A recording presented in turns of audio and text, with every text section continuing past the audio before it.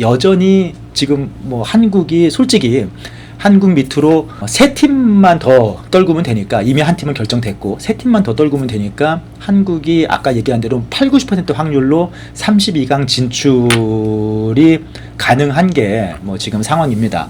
홍명보 감독님 제발 좀, 네, 3백 그게 다가 아니잖아요. 골을 넣어야 이기는 거 아닙니까? 예, 좀 제발 좀, 네, 진짜 모든 축구 팬들의 간절한 바람, 제발 좀, 네, 좀, 예, 잘 준비를 하셔가지고 32강 만약에 올라가게 돼서 기회가 한 번 더 주어진다면은 멋진 경기 펼쳐주기를 바라겠습니다.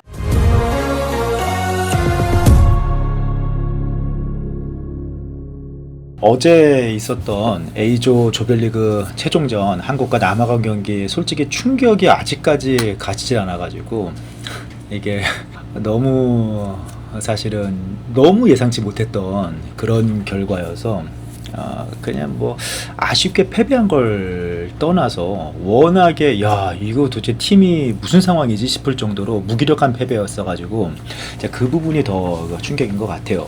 그 이후에 어떤 뭐 기자회견 상황도 그렇고 뭐 전문가들의 분석도 그렇고 그런 부분들이 좀 아직까지도 계속 문제가 되고 있는 것 같은데, 이게 충격이 이제 2014년 브라질 월드컵 때 알제리전, 그때도 이제 홍문보 감독이 이끌면서 첫 경기였죠. 아프리카 팀 알제리전 때 이제 충격이, 아프리카 팀 상대로 충격이 굉장했는데, 이제 그 이후로 한국이 이제 뭔가 약간 아프리카 팀한테는 꼬이면은 경기가 잘 안 풀린다, 막 그런 좀 인식이 있지 않습니까? 근데 그때 못지않은 충격인데, 또 그때하고 좀 다른 충격이죠. 알제리전 같은 경우에는 첫 경기였고 뭐 경험도 좀 부족했고 홍명보 감독도, 그리고 알제리는 사실은 그 당시에 좋은 팀이었는데 그걸 제대로 전력을 분석하고 파악하지 못해서 당황하면서 막 초반에 연속 실점하면서 충격을 당했던 거고, 이번에는 좀 다른 게 한국이 훨씬 강자 입장에서 충분히 분석을 했고, 그리고 남아공 자체도 뭐 졌지만 당시에 알제리 전력이 아니거든요. 그래서 전력 자체도 객관적으로 여전히 떨어지는 팀이고 분석도 충분히 했고, 그리고 알제리전은 초반에 몰랐어서 당하다가 나중에 어쨌든 뭐 손흥민, 구자철이 골 넣으면서 4대2로 막 따라 붙고 막 했잖아요. 근데 이번 경기는 한 수 두 수 아래의 팀, 충분히 분석도 된 팀인데 남아공을 상대로 조별리그 마지막 경기, 네, 근데 여기서 뭐 심지어는 전술도 뭔지 모르겠고 뭘 준비한지도 모르겠고 선수들의 투지조차도 보이지 않을 정도로 뭔가 완전히 시스템적으로 엉망인 상황에서 무기력하게 그냥 1대0으로 패배를 했기 때문에 그 충격이, 상황은 조금 다르지만 아프리카 상대로, 팀 상대로 받은 충격이 알제리전 진짜 못지 않을 것 같습니다. 홍명보 감독의 의도가 뭐였느냐, 지금 여러 가지 분석들이 많은데, 우선 손흥민 선수를 제외했잖아요. 근데 이제 팍스 그 미국 현지 중계를 봤을 때 처음 라인업 소개하면서도 놀랐다. 네, 손흥민의 선발 제외 상당히 좀 놀란, 네, 이제 그런 모습이었고, 그리면서 이제 경기가 시작되고 해설을 하면서 또 그런 얘기 하더라고요.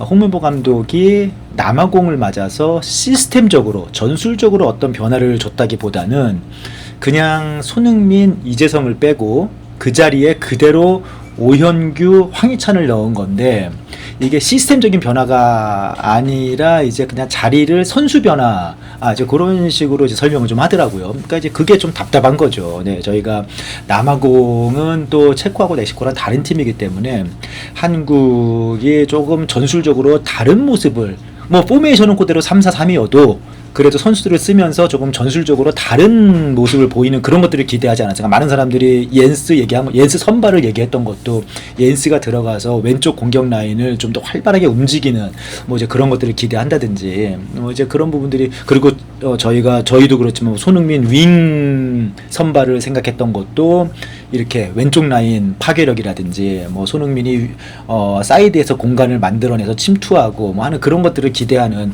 전술적 변화였는데, 그런 건 없이 그냥 그 프레쉬죠, 프레쉬. 네.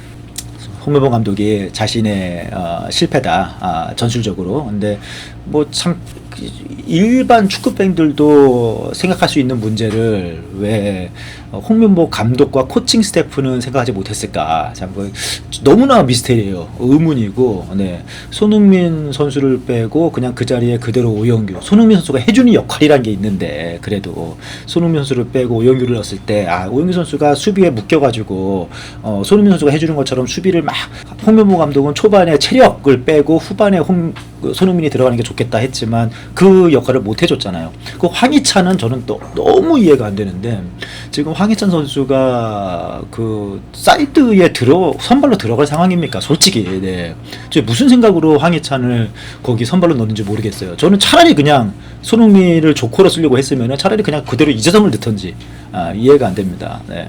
그래서 아무튼 전술적으로 도대체 뭘 준비했는지, 의도가 뭐였는지 너무, 네. 지금 해외 전문 매체들도 다 손흥민 선수의 선발 제외, 뭐 손흥민 선수의 선발 제외, 그 다음에 뭐 초반에 오영규, 황희찬으로 흔들어 놓고 체력 빼놓은 다음에 후반에 손흥민을 넣겠다.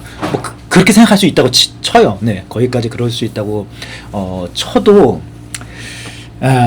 뭐 그 시스템 전술적인 변화가 뭐 없는 상황 속에서 이제 이미 좀 분위기가 남아공으로 넘어간 상황에서 손흥민이 뒤늦게 들어갔잖아요. 네, 이제 이런 부분들은 좀 완전한 좀 실패, 전술적인 실패이지 않은가.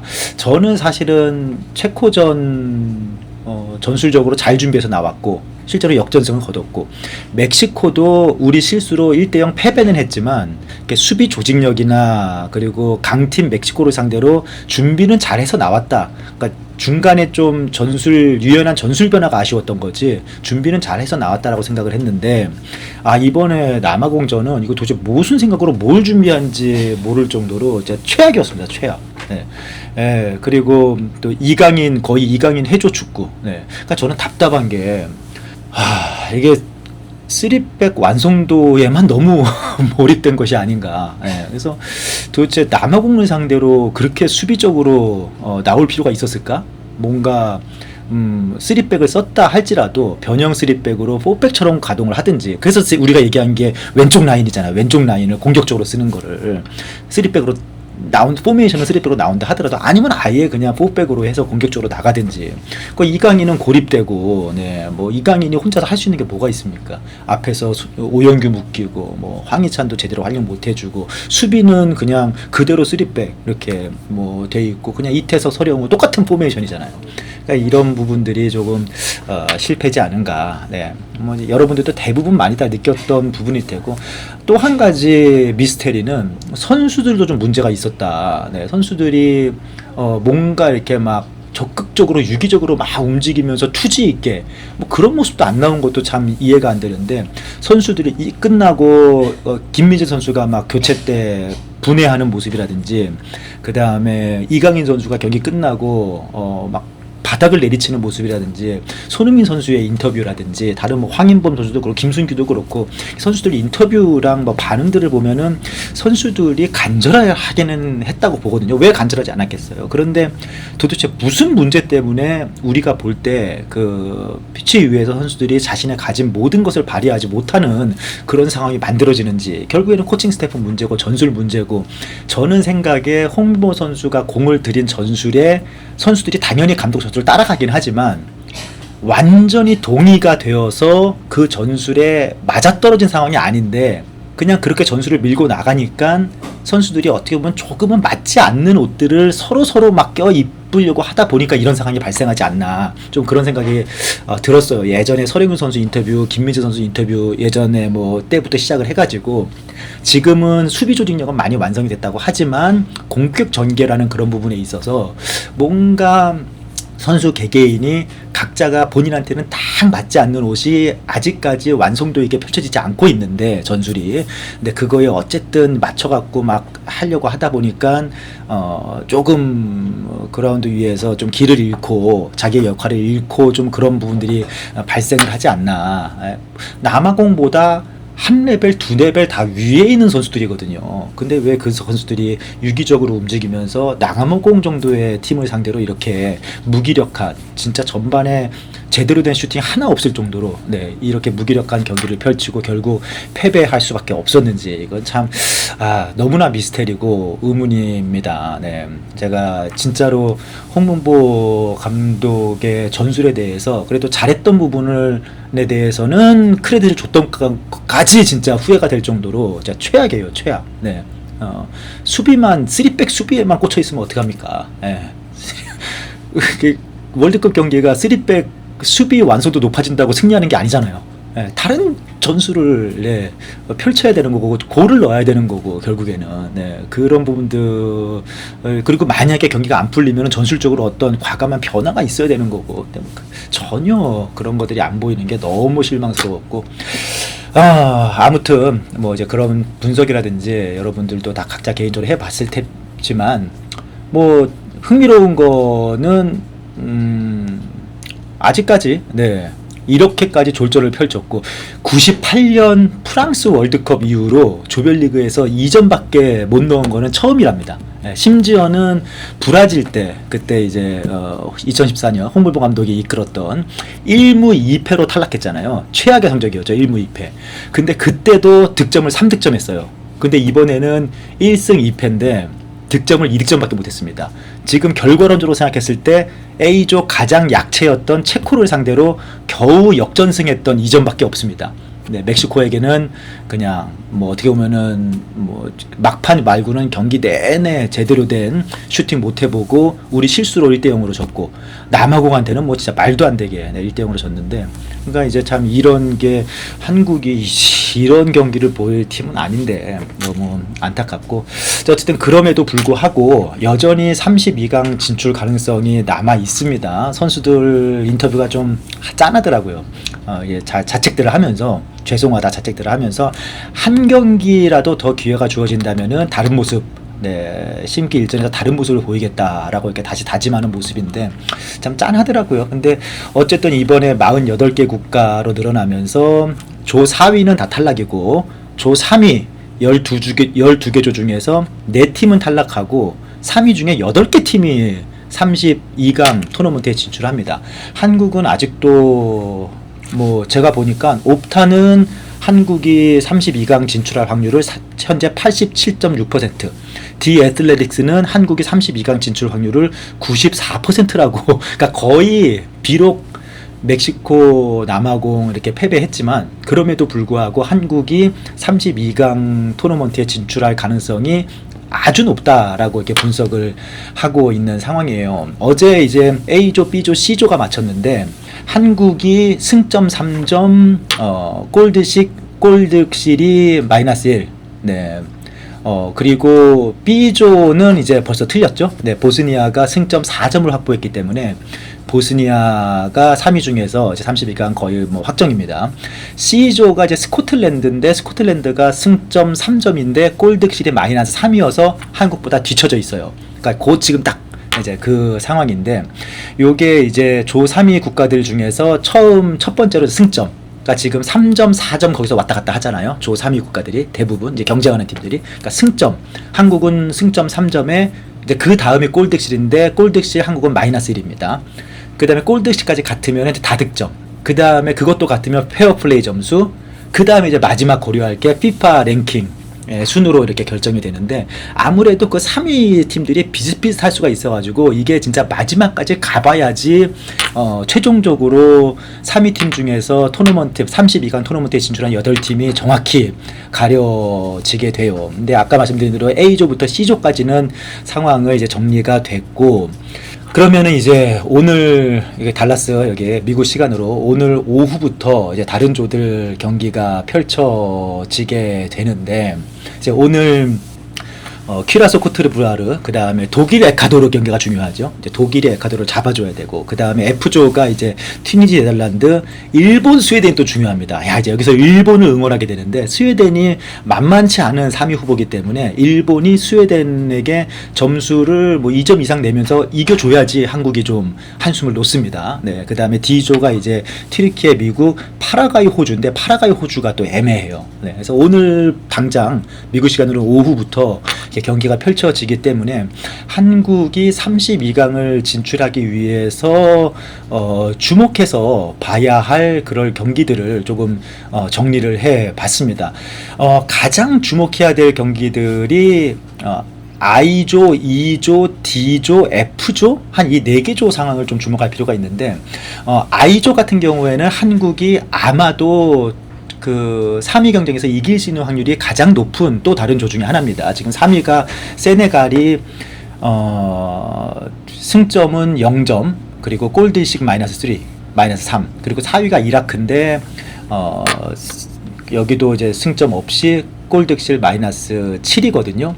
근데 이제 오늘 세네갈 이라크 경기가 있는데 세네갈 이라크 경기 같은 경우에 어쨌든 간에 뭐 비기면은 제일 좋고 비기면은 둘 다 지금 승점이 0이니까 비기면 제일 좋고 만약에 한 팀이 이기더라도 세네갈이 골드실이 -3 이라크가 -7이기 때문에 한 팀이 이기더라도 한국을 따라잡기는 쉽지가 않습니다. 그래서 아마도 I조는 3위가 누가 되든 한국이 제칠 것으로 보고 이제 중요하게 봐야 될 때가 E조, D조, F조입니다. 이제 2조가 아까 말씀드린 대로 오늘 있는 경기인데 독일 에콰도르 경기에서 독일이 깔끔하게 이겨주는 게 좋죠.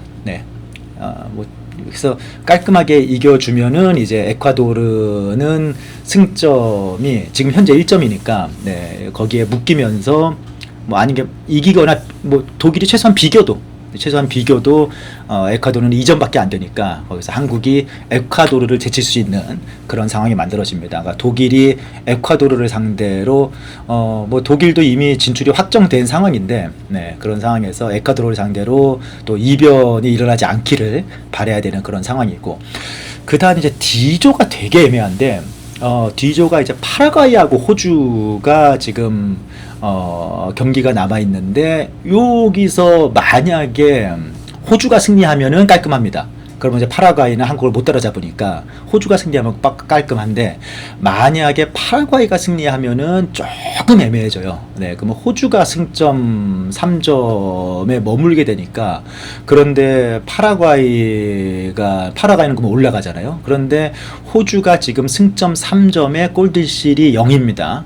근데 그러면은 파라과이가 호주에게 승리하게 되면은 호주에게 좀 다득점으로 승리를 해줘야 2점 이상으로 승리해줘야 한국이 호주를 제칠 수 있게 돼요. 그러니까 요거 이제 파라과이 호주전이 굉장히 중요하고 그 다음에 또 비슷하게 중요할 수도 있는 게 이제 일본 스웨덴 경기죠. F조. 일본 스웨덴 경기.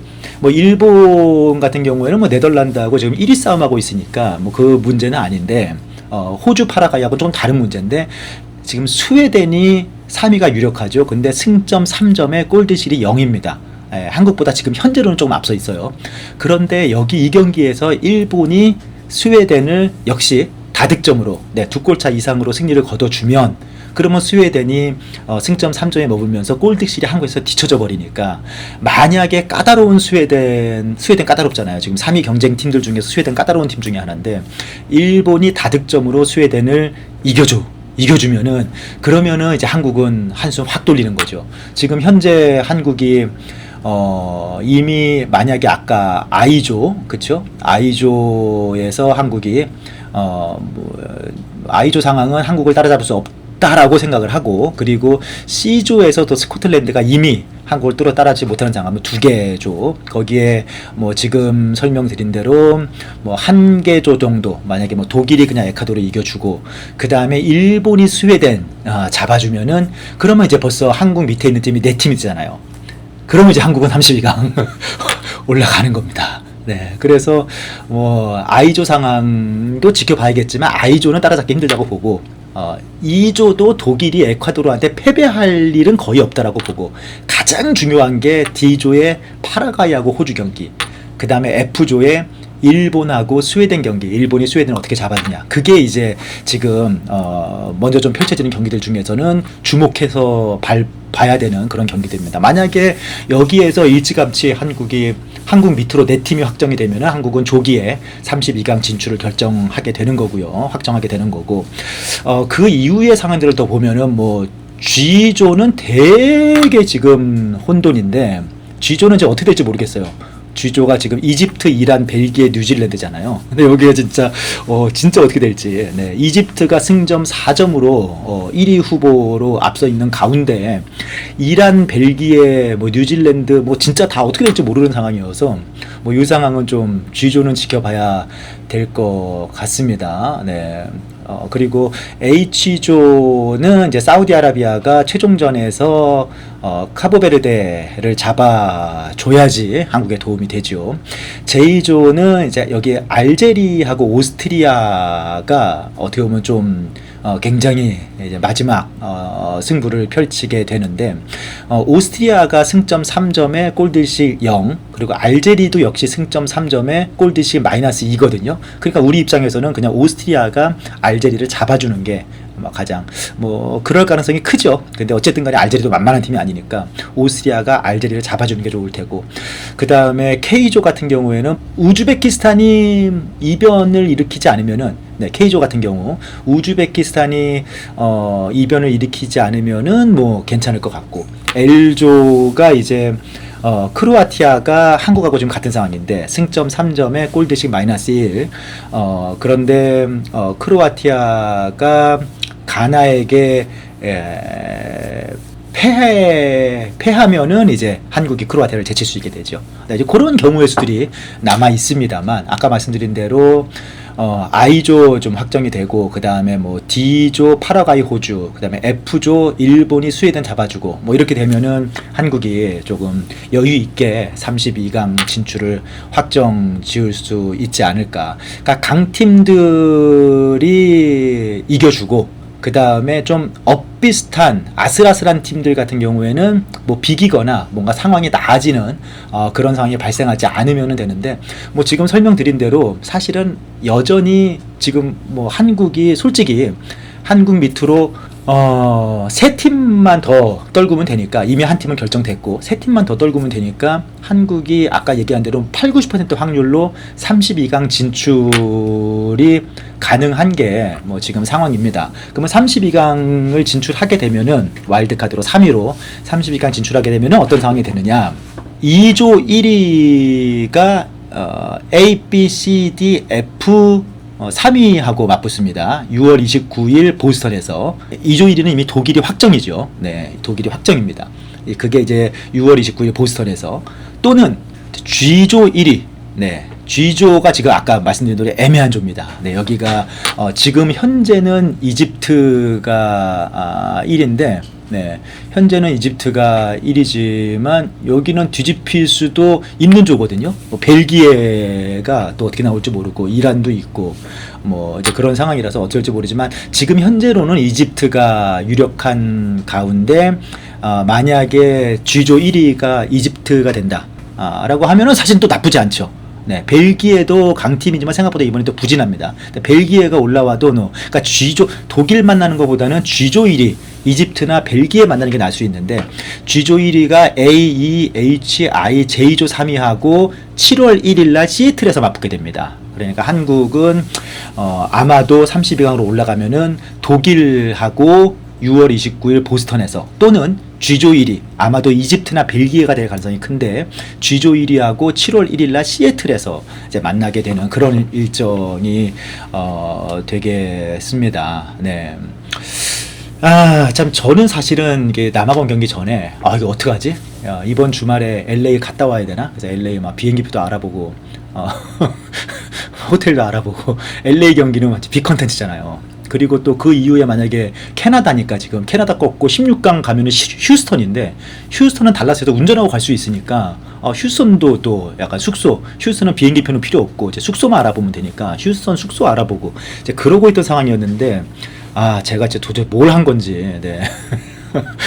웃음밖에 안 나오는 그런 상황이고, 뭐 안타깝지만 여전히 한국이 32강 진출 가능성은 크게 높은 상황이다. 그래서 이제 주요 경기들, 다른 조, 지금 설명드린 경기들을 조금 조마조마한 마음으로 지켜봐야 될 것 같고, 그리고 32강 진출한다면은 32강 진출 팀들의 순위에 따라서 한국은 6월 29일 보스턴에서 독일, 또는 7월 1일 시애틀에서 이집트 또는 벨기에를 만날 가능성이 크다. 뭐 다른 변수도 있긴 합니다. 하지만 그게 가장 가능성이 높은 그런 상황이에요.